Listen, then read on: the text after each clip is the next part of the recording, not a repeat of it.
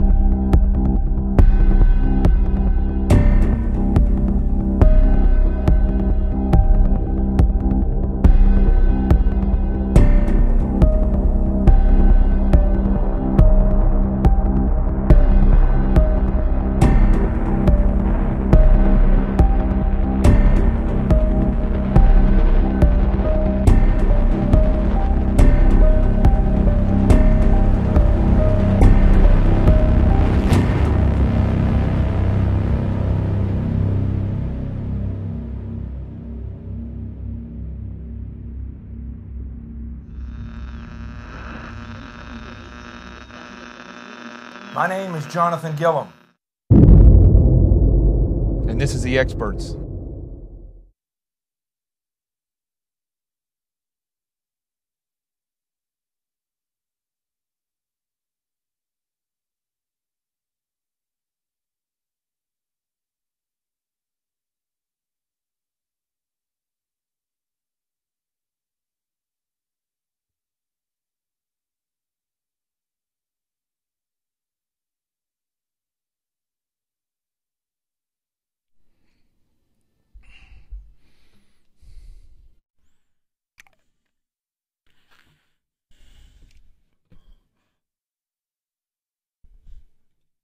This is Jonathan Gillum, and this is The Experts.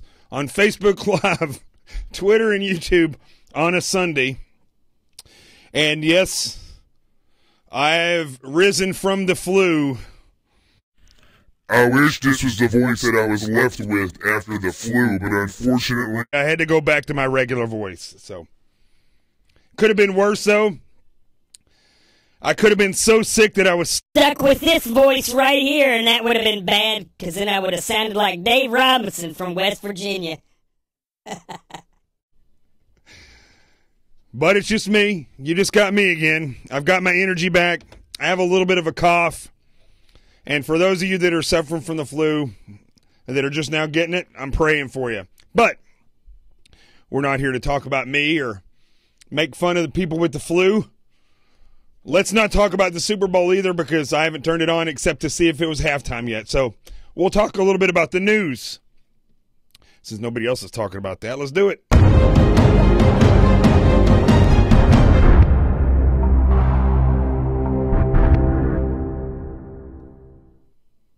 You're going to see me coughing with no sound, because as I start to cough, I'm going to hit the scary red button, which it cuts off what I'm saying instantly. So I'm going to use that on-air, off-air button today.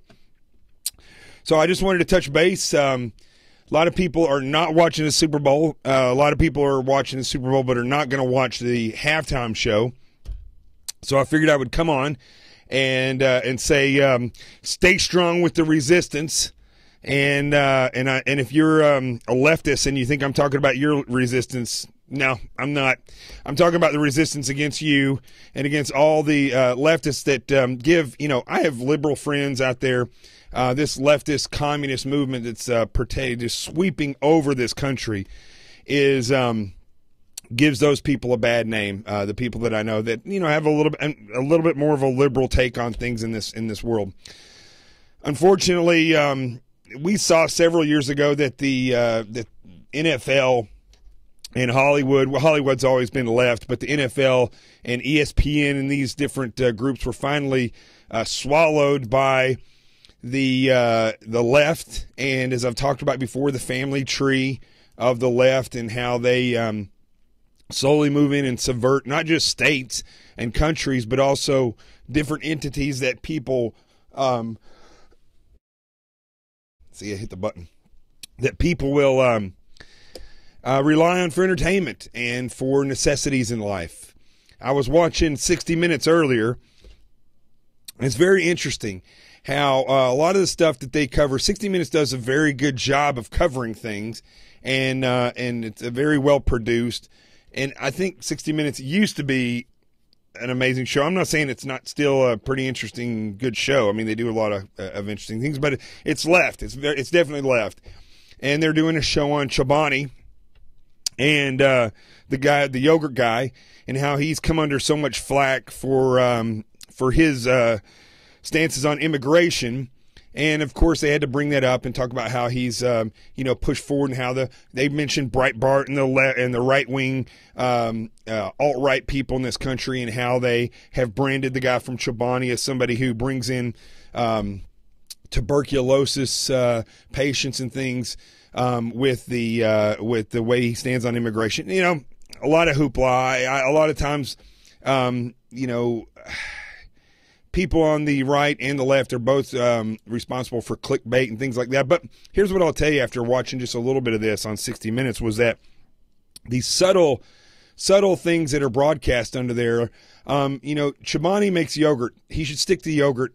Look, he's got a voice. He's free speech in this country. He can say what he wants to about immigration and so on and so forth. But it gets to a point where they're so divisive in their thought process that they don't ever think about what actually works and what's best for this country. It's always what's best for getting people into this country. This is the first time I've talked in like a week. I literally slept for like 36 hours.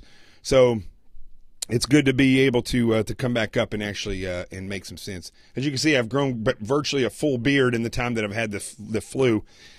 So, those of you that thought there at the beginning that I had made a mistake, no, I did that on purpose with my voice as a joke. It was That's what I do. I'm a funny man sometimes, So, the next thing I saw on 60 Minutes tonight was that they were in Cuba, and there was this argument over Cuban rum, and they're interviewing a woman and a man talking about what if they drink rum, and these are Americans. I'm assuming they spoke very good English. They're either English or Canadians or Americans, and they were all smiling, talking about the rum, and the husband is wearing a Che Guevara shirt. And it is, whether or not these people understand the reality of who Che Guevara was, of the reality of communism in Cuba, and Cuba is a perfect example of what happens when communism subverts its way into a country. The people who own this rum company back when Castro came in were pushed out of the country forever. They would never go back to Cuba probably, and they lost everything. They said that they were a big rich family there in Cuba that made their money off of sugar cane and rum. And when the Cuban communist regime came in under Castro, they took the stuff right away from them, put them on a plane, and shipped them out of the United States. Which is very interesting because the very people that I see on a daily basis that are ranting and raving for the leftist Democratic Party in this country are the same exact people that are in a position to be cast out if a communist regime came in, such as this family. So, very similar circumstances wherever you see communism coming in. Venezuela, as I've mentioned, I was down there a couple of years ago. Absolutely horrible, horrible place. Completely destroyed, completely communist, and in bed deep with the Chinese down there. And very, very dangerous. So my good friend Richard on here is saying that Sessions must go. Yeah, I'm going to get to Jeff Sessions in a minute. I'm trying to build on a little bit about why I'm saying this about watching 60 Minutes tonight. Well, we see how ingrained politics actually have become. And when we say politics, we're not talking about, some good old people running for governor and spinning a few things here and there and twisting some stuff here because they're trying to get elections like in the old days, just to become a governor or mayor or something like that. We're talking about full-on subversion of reality and of the agencies in this country, the political appointees, the high-ranking senior executives in many agencies, and as we can see in the media. Often what you get in the media is not full-blown, in-your-face communist propaganda. You get subtle things like the gentleman with the Che Guevara shirt on, like where they talked about the Castro regime when they came in and how these people had to leave, but they never really made a big deal out of that. The woman was on there, but they made her look rich and as though they were doing fine, and they'd sold their recipe to Bacardi and so on and so forth. And so, as somebody just said here on Twitter, the creeping death is exactly what it is. And anybody who's been, I've never been to Cuba, but I know people that have been to Cuba, and it's like everywhere else you go in most Latin American countries below the United States border. It turns into a hellhole in one way or another. Has nothing to do with the color of people's skin. Has nothing to do with the religion that they practice. Has nothing to do with any of that stuff. It just simply has to do with the communist ideology. That's what it has to do everything with. Wow, this cough button's working good. Yeah, you get to see me cough, but you don't have to hear it. Okay, so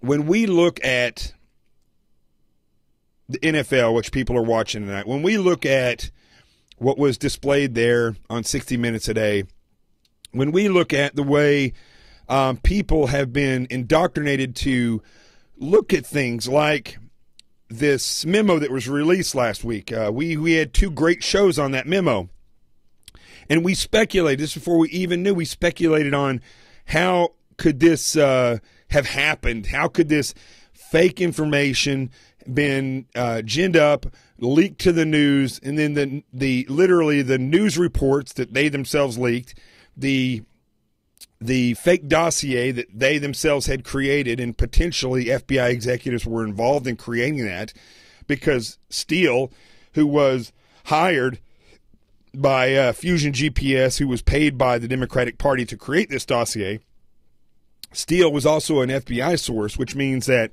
the people that hate Trump, that are these leftists in the DOJ and in the FBI, had contact with this guy.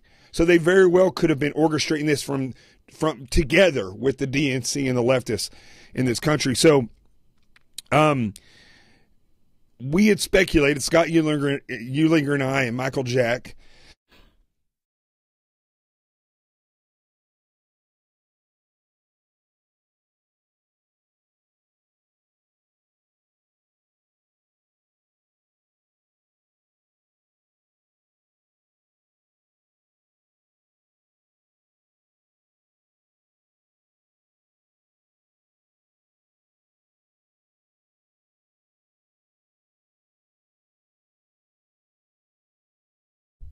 Sorry about that. I guess I did hit the right button.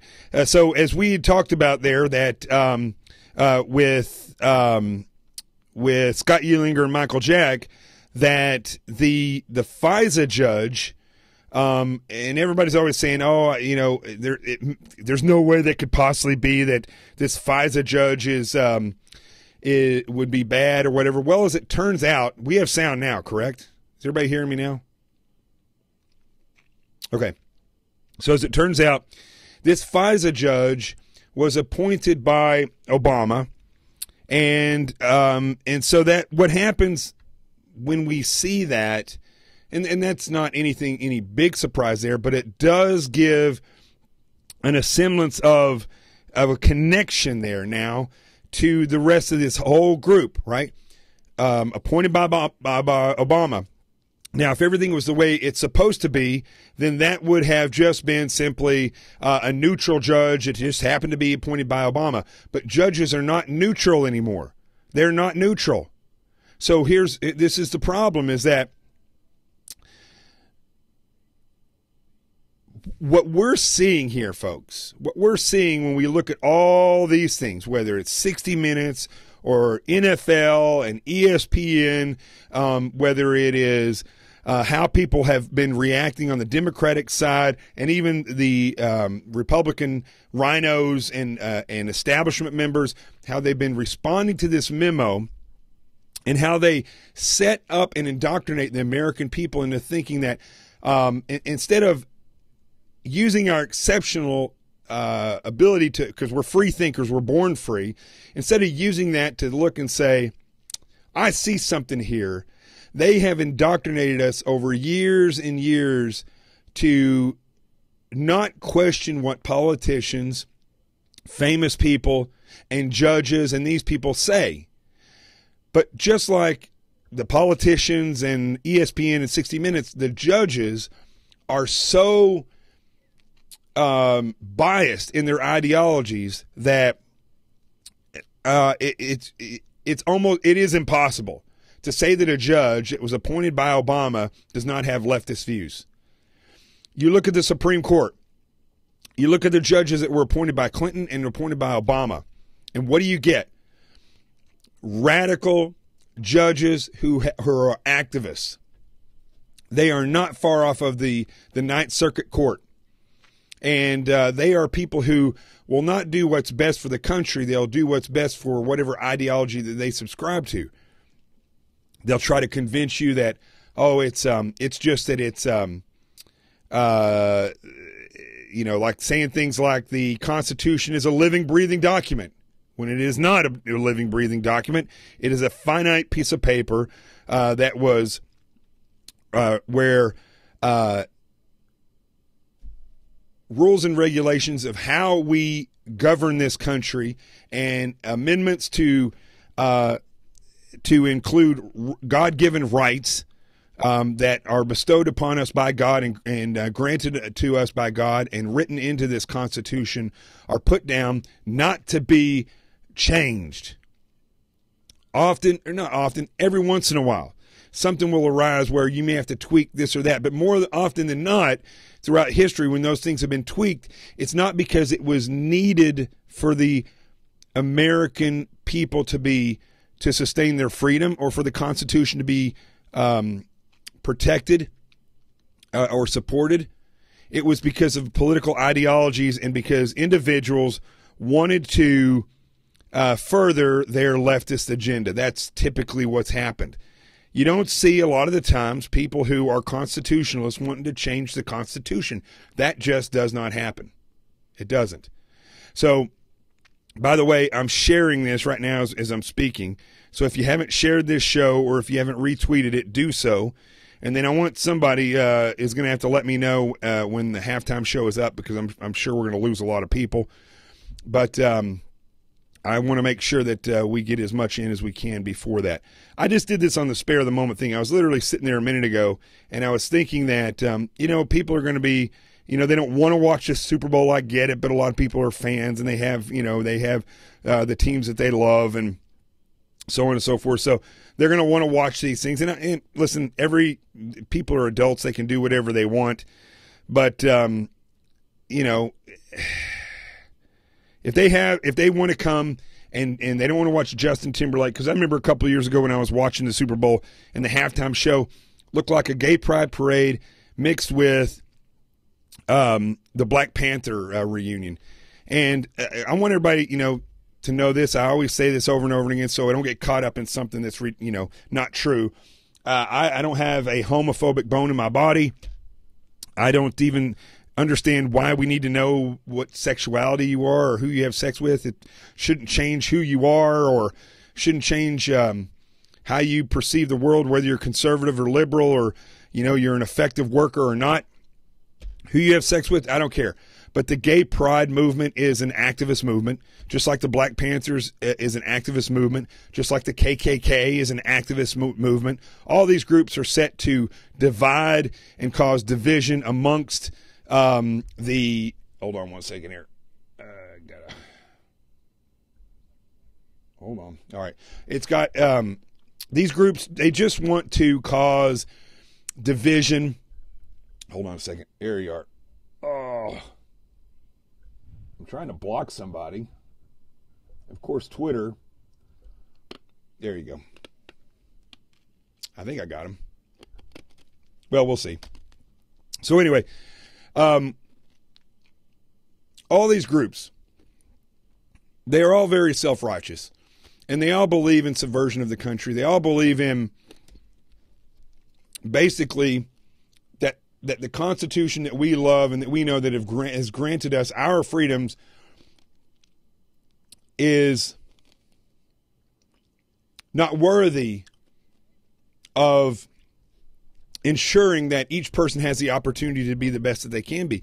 Here's what's interesting about the Constitution and about the American way of life is that the American way of life and the divisiveness in this country, the hatred in this country, the inability of people to stand together, it has nothing to do with the Constitution. The Constitution gives us the ability to do the opposite of all that, but it's really the American people. It's their inability to stand up in comfort and stand together as one. We think that you have to stand with, somebody who is similar in color, similar in sex, similar in or gender, similar in sexuality, when the reality is that we should be able to stand together regardless of all those things. But we're constantly told, no, you can't, no, you can't, no, you can't. And the further away you get from God, the further away you get from the Constitution, the easier it is for the powers to be, these nefarious individuals, to manipulate the way we think and the way we are able to come together. Now, a good example of this, as I was just reading here on FoxNews.com, is that the Democratic ex-CIA boss, Leon Panetta, calls release of GOP FISA memo irresponsible. I'm going to put this up here just so you can see, if you can read it here. You can't really read it, but that's what it says right here. And he says it's a bad move. Well, let me just say this to you there, Leon Panetta. I believe, if I'm remembering correctly, it was you that allowed the screenwriter for Zero Dark 30 to sit in on a top secret classified briefing in the CIA headquarters. The screenwriter of this movie, who had no credentials, who had not been vetted, they don't know anything about this guy, where he came from or what his background is or who he is, his ideology is dedicated to, and they allowed him to come in and sit in a top secret briefing about the bin Laden operation. And this is a screenwriter who was writing the screenplay for Zero Dark 30 about the bin Laden attack. And that's not irresponsible? You see, here's the problem with people like Leon Panetta, who I believe is a veteran. You have to remember, folks, that just because somebody is a veteran, and we pump this stuff up a lot all the time because, for one, people who serve are very deserving of the recognition of service. I believe it's 1% of the population. I am one of those. But just because somebody serves or raised their right hand does not mean that they are necessarily going to be on the up and up. I mean, look at Bradley Manning, a.k.a. Chelsea Manning, a traitor who should have been hung, and it was considered a veteran, now is not considered a veteran because she got a dishonorable discharge, and so is now considered a person who served, I believe is how they say that. So, and forgive me again for the coughing. It's the residuals of the flu.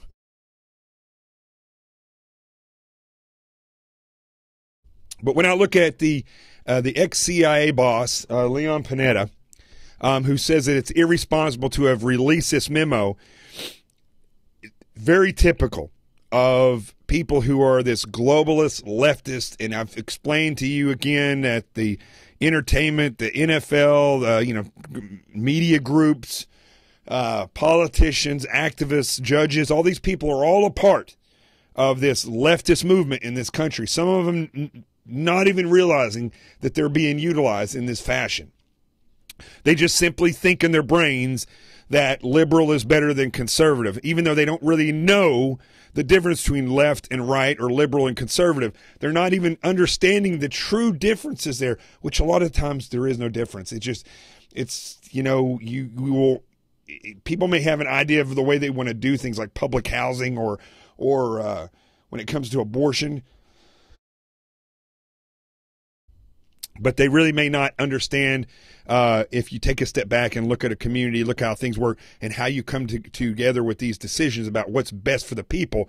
There wouldn't be a whole lot of differences in the way that they think, but they don't think that way. They think what's best to get my ideology pushed into all people's lives. That's the way they look at this. Not what's best for the people. It's what's the best to get my ideology forced into people's lives. That's the problem. So there are some people that don't realize what they are doing is wrong. I truly believe that. But people like Leon Panetta, who has always constantly somehow been in and around high up public service, I don't know how he continues to exist, because he's about as worthless. That old saying, tits on a boar hog, that's about how worthless he is. Hold on one second. So, when I look at Leon Panetta and he's saying that that this was the release of the GOP FISA memo was irresponsible, the guy who allowed a screenwriter to come in and sit in on a top secret classified briefing about how bin Laden was taken, that means tactics, techniques, and procedures were revealed during that brief, and he allowed somebody who is not vetted, who had not had a background check, who had not been read into these programs, who was just simply a writer from Hollywood, he allowed that individual to come in and sit in there and take part in this briefing so he could write a better movie. And he's calling release of the memo last week that exposed a subversive group within the FBI and the DOJ, potentially the FISA court, and most likely the Democratic Party and the Republican Party, when we look at John McCain and the way Paul Ryan responded to all this stuff. We need that. We need to know that these subversive groups are there. We need to know who they are. We need to know, the American people need to see this. I'm not saying we needed to see 9/11. But you see what the result of 9/11 was. Pure awakeness of the American people for a period of time before they went back to sleep. That memo last week, for those people who understand, and this is the hard part, there's not a lot of people in this country that understand the reality of how law enforcement works, about how a FISA works, about how an application for over here, that's whether it's Title III, which is on the criminal side, or FISA on the secret side. Most people do not realize the stringent rules that must be followed by regular case agents such as myself when I was in the FBI in order to get these applications approved. I ran a Title III on a case that I did for over a year. And as in the case of the FISA, every 90 days it has to be reviewed. Title IIIs are very similar, which means you have to show proof. Stupid as it sounds, and I do think a lot of the times it's pretty stupid. These renewals are on such short periods that you basically how it unfolds is you get a complaint or you develop a case and it develops into this case, and you have enough information to show that these people are up to no good, that you have probable cause to believe that these people are doing criminal behavior or counterterrorism or terrorism behavior or espionage or whatever. And so you fill out an application. It's not like a job application. This is like a huge, it's almost like a small book that you got to write showing all the stuff that you have on these people. And although it's not required, the DOJ really pushes for, because they're a bunch of college graduates who don't understand the reality of what they're doing, is that they really do push for proof beyond a reasonable doubt, and that you have exhausted all other types of techniques in order to gain this information before you ever get to this point, or if there's an emergency circumstance.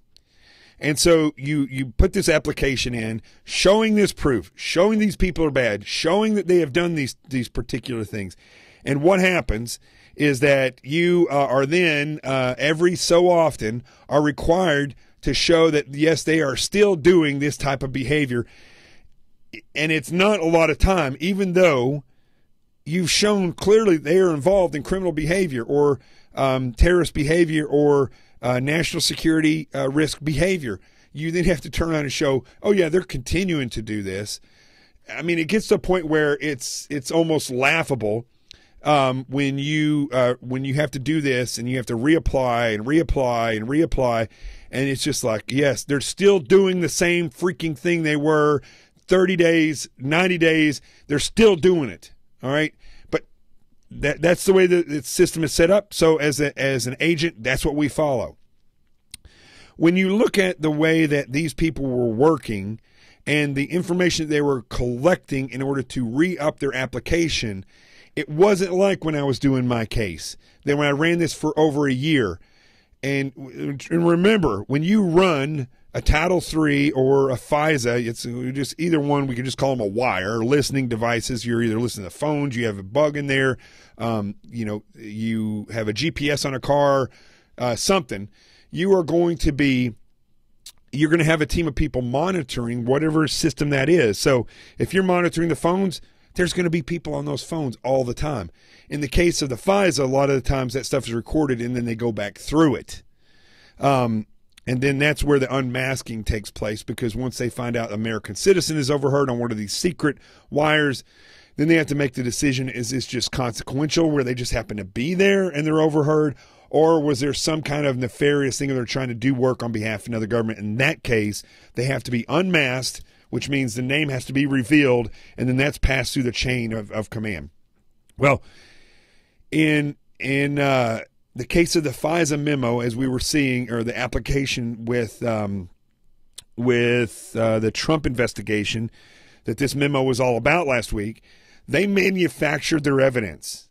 They leaked that manufactured evidence to the media, to controlled media, people they have relationships with, in order to build further proof for their manufactured evidence.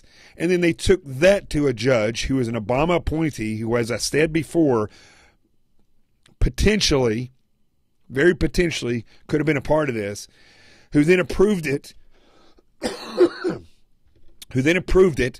and basically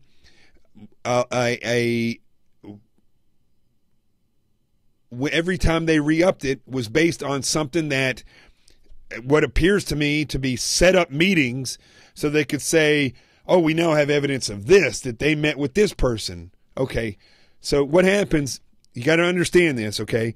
So now they have this further information.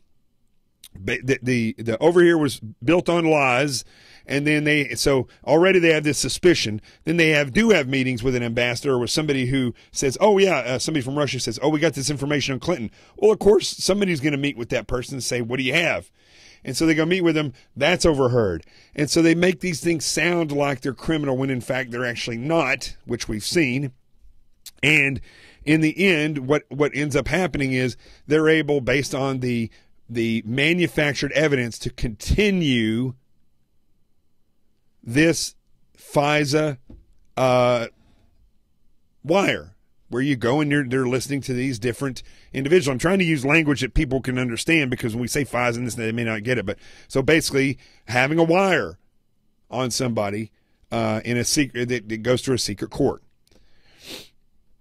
What's scary about this whole thing is not only that all these people are leftists and or never Trumpers, who never Trumpers a lot of times, regardless what you think. Yeah, Republican their whole life. Doesn't mean anything. There's Russian spies that lived in America their whole life. Do you think that they're loyal to America? No, they're loyal to Russian.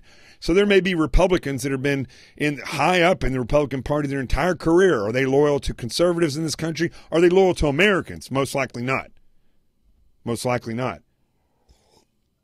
So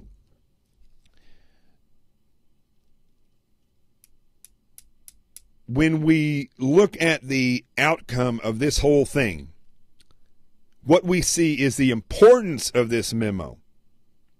If for anything, that it just validates the picture of who these people are and that they are working together, so you can start from there and start working out and seeing if this is repeated from agency to agency, if all these political appointees work together, to see if eventually you can put together a picture of subversion, and to find out who the master is, who is on the top echelon of this communistic, globalistic pyramid. And so when you compare that to what the former CIA boss Leon Panetta said when he says that the memo was irresponsible, he has no proof of that. It is just an opinion, and it's troubling to me. Troubling to me that these lies are not being pounced upon. And I'm going to say this. I was holding this off to the end. I don't know how much longer. Somebody let me know how much longer we have until the end of the Super Bowl. Okay, halftime's over. They're back to the game. Okay, so let me just say this and I'll wrap it up, okay? Let me just say, that was a quick Super Bowl. Justin Timberlake must have sucked. So let me just say this, because I don't think Mr. President's probably listening to this show, but let me just say this in case he is. Now is your shot. You need to go after the FBI and the DOJ executives. You need to do a complete overhaul of the way political appointees work with these agencies. No longer should they be led, I believe, by political appointees. The Attorney General should be a lifelong attorney that has come up through the ranks, showing, in the DOJ, showing that they are neutral. That they are neutral, not that they are one-sided. The political appointees should only be the bridge between the gap of these agencies and the executive, the president. Then if they need to be reined in, you can rein them in. But we've shown now that if they do not have the ability to step in and oversee or work with any of the agencies, they end up clouding it and ruining it. The FBI should only be led by FBI agents that have been in for a career. You should not be bringing out even retired FBI agents or former FBI agents to lead the FBI. Look, if they ever asked me, I'd go do it, but I don't agree with it. I think it should be somebody within the FBI. Mr. President, right now is the time. You have the opportunity to pounce. Stop playing the political games like you said you wouldn't when it comes to this. Start pouncing. Change the way these political appointees work. Pull out the Secretary of Defense. Put in control the generals. Let the Secretary of Defense be your liaison with them.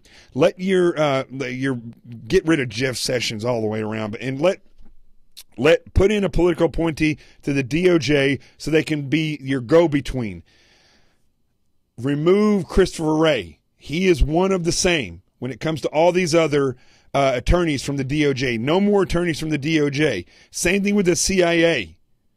The CIA must also be looked at closely, along with the FBI, the DEA, ICE, all the rest of these, to look at their recruiting practices and the way they test to bring people on board.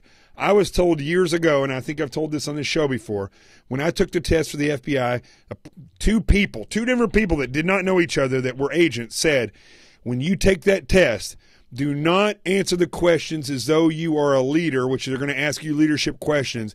Answer those questions as though you were a liberal. And that's what I did, and guess what? Boom, I passed that test. That's how bad that test is. And I think that a complete review of how they recruit, what they're specifically looking for, how people are used in the Bureau. I know a guy who's a Korean, speaks fluent Korean. He was a detective in one of the hardest places here on the East Coast. They took him and put him in Chinese foreign counterintelligence. He didn't even speak Chinese. He doesn't look like a Chinese. He's Korean. That's how stupid they are. They take brand new agents who've just graduated college and had a job for 3 or 4 years, and they stick them into counterterrorism squads instead of sticking them into hardcore criminal squads so they learn how to be investigators. And you wonder why we are losing the war on terror and we never are able to stop a terrorist attack. Well, that's why. One of the reasons why. So somebody says, I think Sessions is working his ass off. We will see the fruits of his labor soon. I'm not willing to bet on that. I'm not willing to. I think right now what we have is an opportunity for this president to take a stand and restructure the way things are done in the federal government. And I think he can do it, and he needs to do it. He could make tremendous changes. Forget about worrying whether or not you're going to get reelected in 2020. It is 20, right? Yeah, 2020. Forget about thinking about that. Start doing what we hired you to do. I'm not saying you're not. I'm a Trump fan, okay? But when it comes to this stuff, start hammering these agencies. Systematically change the way things are done. Restructure the way political appointees interact and how people become work their way up to the top of these agencies. If you do that, we will see real effective change. That's why we hired you. That's why we like what you're doing. But in this case, you have been given a gift, and I would run with this gift. I guess that's about all I'm going to say here. I'm going to let you guys go back to watching, although I don't think anybody here was watching football. I'll see y'all tomorrow. I'm going to be on NRA TV at 9 a.m. Eastern Standard Time. I'm going to be on, I got to tell you, hold on a second here. Tomorrow. Breitbart News at 8:05 or 8 a.m. I'll be on there on Sirius XM Patriot Channel 125. I'm doing an interview tomorrow about this very subject. And then I'll be on NRA TV at 9 Eastern Standard Time. And then all the way up at 5:15, somewhere on there on Newsmax TV, I'll be on there talking probably about the same thing. All right? And then I'll be back here tomorrow night looking a little less disheveled, hopefully with less of a cough. And I figured I'd just give you a little Sunday surprise to take you away from the Super Bowl. Now I'm going to take off this shirt because I start sweating every time I'm on here. I'm going to put on a nice clean shirt. I'm going to take my buddy Rico for a nice walk. It's been raining all day. And continue this long recovery of, I just had a terrible, now I've had a really good beginning in 2017, but health-wise, jacked my leg up, got the flu. So I'm going to, February is going to be a month of recovery for me. So why don't you all join me in this month of recovery? And let's just keep pushing forward. And by March, we're just going to be healed. Let's do that. Let's go to the Truth Zone, and I'll finish this. All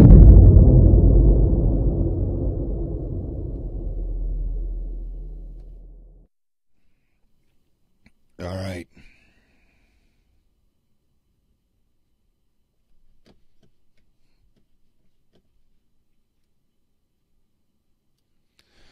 Yeah, so I wanted to play you guys something. I think I got a few seconds here, and I'll do it while the music's playing.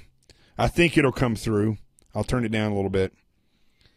I just wanted you all to hear this real quick, okay? And I'm going to talk about this. I talked to a former head of an intelligence agency who served under Democratic and Republican presidents, and he said that what this reveals is that the president has no regard for any American institution. We're talking about the FBI, but what we learned from the release of the memo is something bigger, that he's only concerned with his own personal, political, and legal equities. And so if you have a president only concerned with his own personal, political, and legal equities, it explains that wall you just showed. And I think that, you know, what happens next, you have a 6-year-old who always wants to know what happens next. What happens next is that Rod Rosenstein is likely to find himself, you know, on his lawn the way Jim Comey did the day after he was fired. I think there's a lot of concern, and the fact that Republicans have backed off on legislation that was designed to protect Mueller is a very ominous sign.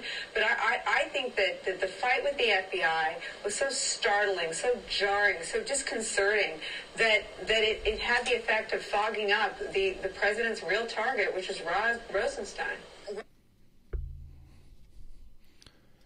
When you hear crap like that, remember, you are listening to a narrative. You are listening to somebody. When I looked this woman up, she's got 0 experience. She went to college, works for MSNBC. You must remember, those are not facts. You want facts, you tune into this show. You want facts, you pick very carefully who you listen to and who you talk to.